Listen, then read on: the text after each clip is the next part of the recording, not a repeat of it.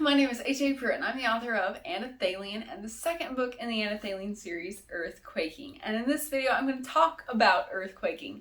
I'm going to talk about one of my favorite parts in Earth Quaking, and I'm going to just kind of apply it to God in our lives. And so I'll just get started. So my favorite part is the part where Ella talks about everything happens precisely as it ought to happen. So I'm going to read just a little bit of it because there's a whole lot more to it, but if I read it, it will give away so many things, and I don't want to do that. So I'm just going to read one part of the whole thing about how she talks about everything happens as it should. And I'm going to read it in my Ella voice because I can't not read it in my Ella voice. Ever since he told me that, I've known that every bit of life happens as it should, never wrongly or mistakenly or out of order. But I've never really understood how so many strange, mundane, and mad things can all be for some real purpose until now. You see, it's the makers, kin. They've made everything, and not just the wood of these trees and things, but a plan and purpose for all of it in Anelthalien. There's no other way they can know what we must do before we've done it. Do you see? It must be quite like when my papa stews a soup. He takes all sorts of mad bits of this and that, and you can never see how it will all turn out. But once it's done and you taste it, you see how it all worked out. The makers aren't just guessing where we need to go or what to do when they tell us to go somewhere or do something. They know precisely why we four are the ones here, and how all the strange, mundane, and mad bits of this journey are exactly what we need when we meet them, and have some reason we may not see until it's all done and worked out. Kin, all this is happening precisely as it ought, and we and Tad and Andrew are precisely where we ought to be. And so, there in the book, Kendall is feeling like, why is this happening? And some things that are happening in the book, she's like, it doesn't even have any purpose. This is so senseless, and it doesn't even matter. Why does this have to happen? It's bad, and it's senseless.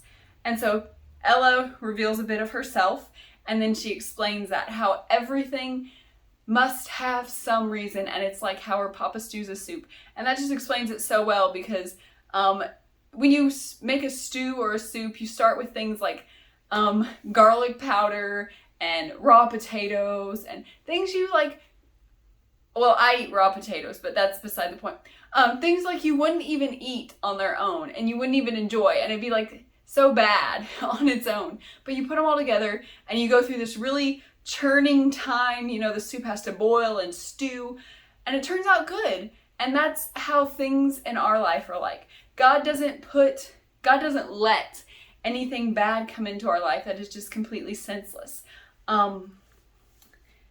It's hard to accept that truth, that there's nothing that comes into our life that shouldn't be there and it isn't right. Ella's argument is everything happens precisely as it ought to happen.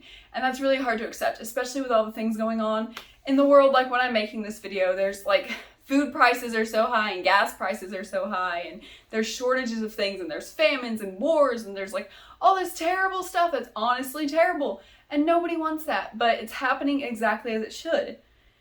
And that's really hard to accept. And even the bad things that happen in our individual lives, it's hard to accept that why does this bad thing have to happen? Why can't God just say, this is the lesson you need, and not make me go through this bad thing?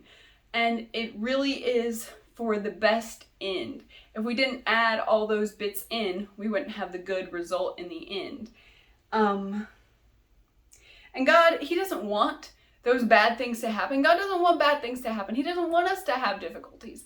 But because He gave us free will, and He did that so we can choose to love Him. If God didn't give us free will, we couldn't choose to love God. We would have to be like robots who just did whatever we were told, and then we wouldn't really love God. And He wants us to love Him, so He gave us free will to choose.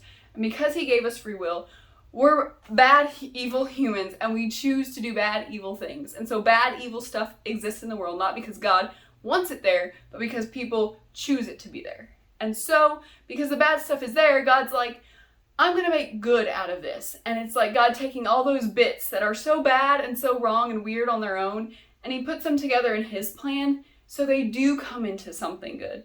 Like, I thought about this whenever I was doing my little post on Instagram and Facebook, and I thought about how, like, I was having a hard time, and I was having some sin, but I thought, the best thing I can do with this is write a post about it and help other people with their sin. And it's kind of the same idea. God takes these bad things and says, I'm going to make something good come out of this. I'm going to make something good come out of this, because on its own, it is senseless and it is pointless. But because God takes it and puts it into his plan, he can use it for something. And as you read the series, all these bad things, all these awful things that happen throughout the series of Anelthalien. This is the only one published so far, but I'm working on book 3 and I've got written up to book 6.